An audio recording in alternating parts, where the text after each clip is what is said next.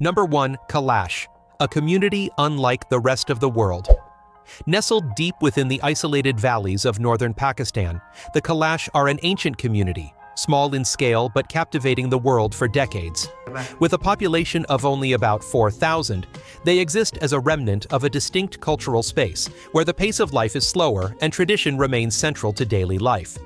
Through generations, the Kalash have maintained their ancient rituals, festivals, and customs, creating a heritage that both researchers and tourists are eager to explore. Imagine a mountainous region where music is not just for special occasions, but is intertwined with community life. Their traditional clothing, with its striking red and blue beadwork, is not merely for adornment. According to ethnographic records from the Bamburay, Rumbur, and Birir valleys, the patterns on Kalash clothing often reflect lineage, social status, and seasonal rituals, transforming clothing into a form of collective memory. Each color has meaning, and each detail is recognizable within the community. While many surrounding mountainous regions have been dramatically changed by religion and modernization, Kalash maintains a special connection with nature. The mountains and forests are not only their living space, but also the core of their beliefs. Some of Kalash's major festivals are celebrated according to the agricultural cycle and seasonal changes, demonstrating that nature remains a guiding force in the community's way of life. This makes Kalash a rare cultural highlight in the diverse landscape of Pakistan. But the crucial detail lies elsewhere: how such a small community has managed to preserve its identity. Field surveys reveal that the majority of Kalash festivals are still organized by the community itself, independent of mass tourism, which prevents the rituals from being turned into performances for outsiders. This proactive approach helps them protect what the Kalash consider core: spiritual freedom. On this journey, we are not only observing unusual customs, we are being led into how a small community defines happiness. The Kalash way of life shows that cohesion does not come from material possessions or speed, but from tradition, beliefs, and sharing in daily life. A rare way of life that still exists, even in a world that is changing every day. Number 2. When love goes uncontrolled. The Kalash community is notable not only for its vibrant attire and rare polytheistic belief system in the region, but also for its perspective on love and personal relationships. While in many societies, marriage is often associated with exclusivity and control, for the Kalash, love is seen as a personal emotion not constrained by rigid rules. This approach creates a community where relationships are openly expressed and less subject to collective judgment. Kalash women play an active role in their emotional lives. Even after marriage, they have the right to pursue other romantic relationships if they feel it is appropriate. Expressing feelings is not considered wrong, even in the presence of their husbands. This does not cause public conflict. It is seen as part of the long-established social order. Ethnographic studies in the Bamburay Valley show that the community generally intervenes very little in individual choices, as long as the parties involved accept and follow common customs. This spirit of freedom is most evident in the annual Festival of Joy. During these days, music and dance fill the valley. Women can choose to find a new partner if they wish. This decision is not considered betrayal. It is understood as a natural shift in emotion. According to field records, many new relationships in the Kalash community are formed precisely within the context of the festival, when social boundaries are loosened in a controlled manner. If a woman leaves her husband for another, the new man usually has to compensate the former husband with livestock. This is not a punishment. It is a symbolic ritual aimed at restoring social balance and showing respect between the parties. Once this ritual is complete, the new relationship is recognized by the community. The Joy Festival, therefore, is more than just a celebration. It reflects how the Kalash maintain harmony within their community through individual freedom and shared conventions. To outsiders, this might be controversial, but for the Kalash, it is a natural part of life. Number 3. Educational gaps in the Kalash community. In the Kalash valleys, education is not a common foundation for the entire community. For many families, it is more of a privilege than an option. The literacy rate clearly reflects this. Only about 18% of women and 25% of men in the community have ever received an education. Across the 3 valleys of Bamburay, Rumbur, and Birir, the education system consists of only 1 high school, 2 secondary schools, and 10 primary schools, serving approximately 4,000 people scattered across the mountainous terrain. In the classroom, Kalash and Muslim children study together without gender separation. The curriculum is the same, but the differences are immediately apparent in outward appearance. Kalash girls wear colorful traditional dresses and heavy beaded necklaces, while Muslim girls cover their hair with hijabs. According to local student distribution data, Kalash students currently make up less than 1/3 of the total student population in schools across the three valleys, making the classroom a rare space where the two communities interact regularly from a young age. Right next to the school grounds is a small structure called a bashali. Bashali are permanent structures in each Kalash valley and have been used continuously for generations. They are where Kalash women must stay during menstruation or childbirth, as they are traditionally considered unclean. Their stay in the bashali typically lasts from a few days to over a week, depending on the circumstances, and during this time, women are not allowed to have direct contact with men or children. We were not allowed to film or enter the bashali, but its location speaks volumes. The bashali is right next to the school. The distance between the classroom and the bashali is only a few dozen meters, yet these two spaces represent two different value systems. On one side is modern education and general knowledge. On the other are ancient customs that remain intact. Both coexist, do not replace each other, and together shape Kalash life today. Number 4.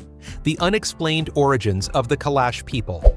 Nestled in the isolated valleys of northern Pakistan, the Kalash people have long been notable for their distinctive appearance compared to surrounding communities. They are often described as having light skin, pale eyes, and prominent facial features, creating a striking contrast against the backdrop of South Asia. In a community of only about 4,000 people, this difference is even more noticeable and is often cited as a collective identifying characteristic. This very appearance has fueled numerous theories about the Kalash's origins. The most popular is the legend that they are connected to Alexander the Great's army. According to this story, around 320 BC, when Alexander marched through the Hindu Kush, a group of soldiers did not return but instead settled in the remote valleys. Over generations, they mingled with the local population, leaving behind traces that are believed to still exist.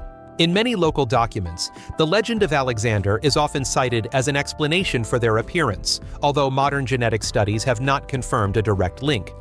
Some genetic surveys in northern Pakistan show that the Kalash have a rare proportion of haplogroups in South Asia, but this is not enough to conclude that they are direct descendants of the Macedonian army. This leaves the hypothesis still on the boundary between history and legend. Appearance is not the only factor contributing to the Kalash's appeal. They are also distinguished by their natural charisma and the way they openly express their cultural identity. Traditional clothing with bold embroidery, colorful headscarves, and heavy beaded jewelry are frequently worn during festivals. The Joy Spring Festival, often lasting several days, is one of the 3 largest festivals of the year in Kalash, attracting participation from almost all families in the valley. When placed side by side, their distinct appearances and rich, ritualistic cultural life have made the Kalash people one of the most recognizable communities in South Asia. Number 5. A disease that only appears when it's dark. Among the many unexplained phenomena surrounding the Kalash community, the condition known as the day-night illness is one of the most debated. This rare disorder is primarily observed in children in the Kalash valleys. During the day, they function normally, running, jumping, talking, and eating like other children. But when night falls, their bodies suddenly become immobile. They are unable to move, unresponsive to calls, and unable to feed themselves, although their breathing remains stable. This phenomenon first attracted attention when 3 siblings, living in the villages of Bumbare and Kundi, simultaneously exhibited symptoms in the same year, causing concern in the community. During the day, they are fully awake. At night, they fall into a state resembling a mild coma and only recover when daylight breaks. According to local medical records, each episode of immobility lasts an average of 8 to 12 hours, coinciding with the nighttime cycle. Initially, many believed the condition was directly related to sunlight. However, this hypothesis was rejected when simple tests showed that the child could still move in complete darkness during the day, while artificial light at night did not improve the situation. This suggests the phenomenon is not directly dependent on light, but is related to circadian rhythms. Although numerous medical teams from Islamabad and international organizations have investigated, the specific cause of the condition remains undetermined. Some theories focus on a rare neurological disorder, while others consider the possibility of genetic factors within a community of only about 4,000 people, where inbreeding is common. Number 6. The blurred line between life and death. In Kalash culture, death is not seen as the end of a life, but rather as a transitional ritual with profound spiritual significance. When a person dies, the community holds a funeral with drums and music, creating an atmosphere that is both solemn and honorable. The body is not buried immediately. Typically, the deceased is kept for about 2 days to allow distant relatives time to return, see the body one last time, and fully participate in the farewell ceremony. During this time, the family and villagers prepare large meals for the mourners. Kalash funerals are not silent, they are a communal event. By custom, between 30 and 50 goats are slaughtered for the ceremony. For a community of only about 4,000 people, this number of animals represents a significant contribution, usually shared among many households in the village, rather than just the family of the deceased. Sharing meals together is not a display of ostentation, but rather a way for the community to express solidarity and share in grief. In the past, the Kalash people had a very different form of remembrance than today. Bodies were not buried underground. Coffins were placed on the surface, often in areas designated for the deceased, so that the soul could continue to be present with the mountains, forests, and ancestors. According to local records, this form of open-air burial was maintained for centuries until practical problems arose. Number 7. When weddings become a social obligation. In Kalash culture, weddings are not considered a private ceremony. They are large-scale community events. When a couple decides to marry, their families typically print around 1,000 invitations and send them to almost every household in the valley. There is no concept of a limited guest list. Anyone who receives an invitation can attend, share in the food, and offer their blessings to the bride and groom. With a community of only about 4,000 people, this means almost the entire valley participates in a single wedding. The large number of guests entails significant costs. Food, drinks, and festive activities often last for days. Local estimates suggest that a Kalash wedding can consume an amount of livestock and food equivalent to a family's living expenses for several months, but this expense is not considered a burden. It is seen as a way for the family to assert their status and maintain social connections within the community. Unlike many other South Asian communities, Kalash weddings do not include Mehndi rituals. Instead, Kalash weddings are conducted simply with the nikah ritual performed by a priest, focusing on the mutual consent of the couple rather than complex ceremonies. Historically, Kalash marriages were not officially documented. Until a few decades ago, most couples were only recognized through the community, not through the state legal system. Today, marriage registration has become more common to facilitate administrative procedures such as personal identification and social rights. A distinct difference in Kalash culture lies in their perspective on the permanence of marriage. If two people are no longer together, they can end the relationship without going through a complex legal process. There are no family courts. There is no public stigma. By custom, after a separation, both can remarry without time restrictions, as long as the new relationship is accepted by the community. This approach suggests that marriage in Kalash society is seen as a voluntary choice, not a lifelong commitment at all costs. This flexibility has created a rare social structure in the region, where individual happiness and consent are placed on par with tradition. Number 8. When every photo has value. Upon entering the Kalash Valley, the impact of tourism is almost immediately apparent in daily life. For many years, tourism has been the most important source of income for this small community. Most visitors come to learn about the culture or to take photographs. Taking pictures with the Kalash people usually comes with a small fee, considered a direct source of income for households. With a population of only about 4,000 people, the income from tourism plays a vital role in maintaining their daily livelihoods. This activity is not spontaneous. In many areas of the valley, the fee for taking photos is implicitly agreed upon by the community at a few hundred Pakistani rupees per visit, to avoid competition or conflict between families. This amount is not large for tourists, but for the Kalash people, it helps cover living expenses that agriculture cannot provide. From the moment they arrive in the valley, visitors often encounter children running up to them asking for candy or small gifts. This behavior doesn't stem from commercialization, but rather develops through years of continuous contact with foreign visitors. According to peak season statistics, the Kalash region receives between several thousand and over 10,000 tourists annually, primarily during traditional festivals. Tourists bringing candy, pens, or toys has become a recurring habit and is seen by children as a familiar part of their lives. While tourism brings in cash, agriculture remains fundamental to Kalash's economic structure. Kalash cultivate grains like millet and sorghum on small plots along the mountain slopes, primarily for self-sufficiency. The average cultivated area per household is very limited, usually only enough to provide food for 1 year in favorable seasons, preventing them from relying entirely on agriculture. The harsh climate, long winters, and short planting seasons make it difficult to stabilize yields.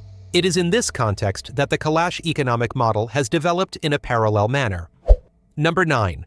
The gardens that nourish the entire valley. Nature has provided Kalash with a wealth of resources deeply intertwined with the daily lives of the community. The characteristic fruits of the Hindu Kush Mountains. Among them, pears, apricots, and grapes are the most popular. They are not only consumed fresh, but also play a crucial role in food reserves and traditional rituals.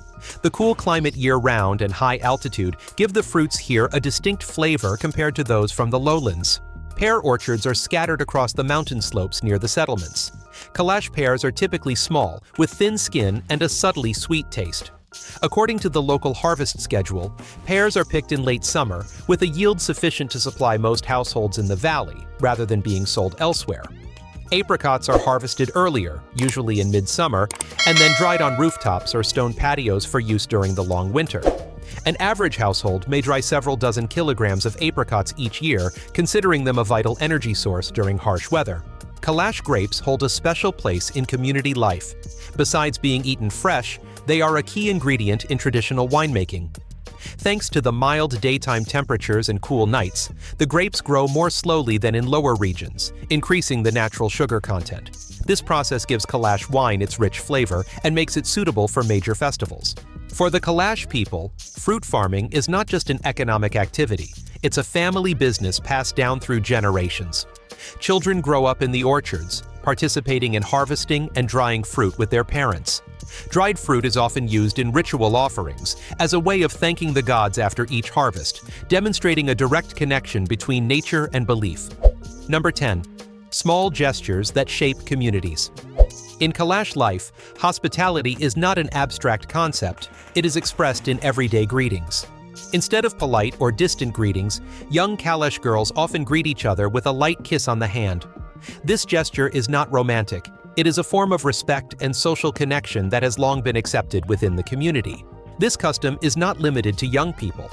Older adults and visitors to the valley are also often welcomed with similar friendliness. In Kalash families, children are taught this greeting from a very young age, often in elementary school, considering it a natural part of politeness. As a result, the feeling of closeness is not dependent on age or prior relationship. This very greeting has contributed to shaping the image of Kalash in the eyes of tourists. For over 2 decades, the Kalash community has frequently appeared in travel and anthropological documentaries, largely beginning with everyday interactions such as greetings, handshakes, or kisses on the hand. These gestures require no explanation, yet clearly convey a sense of welcome. In a modern context where many greetings are hurried and formal, the Kalash way of greeting serves as a social mechanism. It helps establish initial trust between community members and outsiders even before any conversation takes place. This simple gesture contributes to strengthening social relationships and bridging the gap between locals and visitors. Number 11. Kalash's survival problem. In the Kalash valleys, the healthcare system is almost inadequate to meet the basic needs of the community. Living in a mountainous and rugged area, the people have no access to large-scale hospitals. Instead, they only have access to a few small clinics with minimal equipment. Across the entire Kalash Valley region, the number of permanent medical facilities is very limited, making healthcare highly dependent on mobility. In many cases, Kalash people have to treat themselves using traditional methods or travel long distances to hospitals in the nearest large town. These journeys can span tens of kilometers through mountainous terrain, particularly difficult during winter or the rainy season.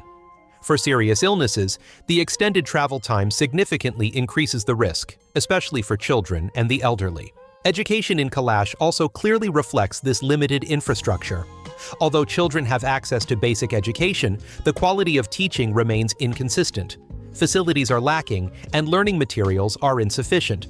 Many teachers are seconded from outside the valley for short periods, often only a few years, making it difficult to develop long-term curricula. This directly impacts students' ability to keep up with the curriculum. Limitations in healthcare and education highlight the prolonged isolation of the Kalash community. Number 12. Conditions for joining the community. In Kalash culture, the seclusion of young men is not merely symbolic. It is a mandatory coming-of-age ritual, marking a clear boundary between adolescence and the responsibilities of adulthood. According to custom, young men are taken to remote mountain areas, isolated from their villages, where they must care for goats and survive primarily on goat milk and meat, without relying on regular supplies from their families. This period of seclusion lasts long enough to bring about real change. Locally, this period of isolation often lasts for several consecutive months, coinciding with the high-altitude grazing season, when weather conditions are harsher and resources are limited. During this time, the young men must build their own shelters, guard their livestock, and cope with threats from predators. A young man may be responsible for dozens of goats, a direct test of his ability and prudence. This is not just a physical challenge. Separation from the village forces them to learn independent decision-making, food management, and personal discipline. In many Kalash families, completing this period of seclusion is considered a prerequisite for community recognition as an adult, regardless of biological age. Only those who pass this stage are allowed to fully participate in major cultural festivals, especially the winter festival of Shamus. Presence in these rituals is not only about participation, but also signifies the man's new social status within the community. Number 13. The night the living and the dead meet. The Mandak ceremony is considered one of the most sacred rituals in the religious life of the Kalash people. This ceremony takes place on the 6th day of the Shamus Winter Festival, a time when the community gathers to remember their ancestors. According to Kalash beliefs, this is the night when the spirits of the deceased return to the valley to share a meal with the living, establishing a direct connection between past and present generations. Preparations for the Mandak begin at sunset. Women in each family take on the main role in preparing traditional dishes, such as bread made from walnuts and pumpkin. These dishes are not chosen randomly. According to local custom, these two foods appear repeatedly in many major Kalash ceremonies, especially those related to ancestors, and are considered suitable offerings. When the ceremony begins, all doors in the village are closed, creating a space isolated from the outside world. An elder, usually a respected male in the family, will call the spirits back. Food is placed in large baskets in front of the ancestral altar inside the house, while a portion of the offerings is placed outdoors, usually in fixed locations near the living area, for spirits believed not to enter the house. This division reflects Kalash's vision of the spirit world as a separate, orderly space. Outside, a large fire is lit. This fire is often maintained for several hours during the Mandak night, serving as a guiding sign for the ancestral spirits. During this time, the living maintain relative silence, avoiding noisy activities. The ritual is not ostentatious, but focuses on presence and remembrance. Number 14. When alcohol becomes a ritual. In Kalash life, alcohol is not considered a sideline. It holds a central place in community activities and is directly linked to the concepts of joy and togetherness. This stands in stark contrast to much of Pakistani society, where alcohol consumption is strictly restricted by Islamic law. For the Kalash, the tradition of alcohol production has existed for hundreds of years and is considered a legitimate part of their religious life. Alcohol is not just drunk, it is used purposefully. In major festivals, especially seasonal ones, alcohol is an indispensable element. People dance, sing, and celebrate together in open communal spaces. Alcohol is shared among families and used in ritual offerings. In many festivals, alcohol is poured directly onto ancestral altars or placed alongside other offerings, serving as a form of thanksgiving and seeking blessings. Drinking alcohol in this context carries a distinctly ritualistic meaning, not merely entertainment. The winemaking process reflects the social structure of Kalash. Grapes are grown near residential areas and harvested seasonally. Pressing the grapes and preparing the wine often takes place in groups, involving multiple families. A single batch of traditional wine can be prepared in sufficient quantities for several festivals throughout the year, indicating that wine is not an everyday consumer product but is reserved for significant occasions. This activity strengthens social relationships, as both labor and product are shared. Wine in Kalash culture carries multiple layers of meaning. It represents joy, spiritual rejuvenation, and the right to maintain one's identity in a very different environment. Number 15. Mascots that hold the destiny of the community. In the spiritual world of the Kalash people, the raven holds a special place. It is not seen as an ordinary bird, but rather as a messenger carrying human prayers to the gods. According to traditional beliefs, the raven acts as an intermediary between the visible world and the spiritual realm, ensuring that the community's supplications are not forgotten. Kalash legend tells that the raven was originally just a black raven. Its transformation occurred when it was chosen by the gods and granted purity. From that moment, the color white became a symbol of favor and protection. In major ceremonies, especially the Ulse festival marking the end of winter, the Kalash people sing, pray, and express their hopes through the image of the raven, believing that blessings will be brought back to the valley. The Ulse festival usually takes place during the transition between seasons, when the community prepares for a new farming cycle, and the image of the raven appears as a symbol of auspicious beginnings. In this context, the symbolic presence of the white raven is understood as a signal that the rituals have been accepted. In a community of only about 4,000 people, symbols like the white raven play a crucial role in unifying collective beliefs, helping all families to align with a common value system. The Kalash believe that white ravens protect their families, safeguard crops, and bring prosperity in the new year. This belief is inseparable from nature. In the Kalash belief system, animals associated with the mountains, forests, and seasons are assigned specific spiritual functions, reflecting the direct connection between the living environment and spiritual life. The veneration of the white raven is not merely symbolic, it is also a tool for transmitting tradition.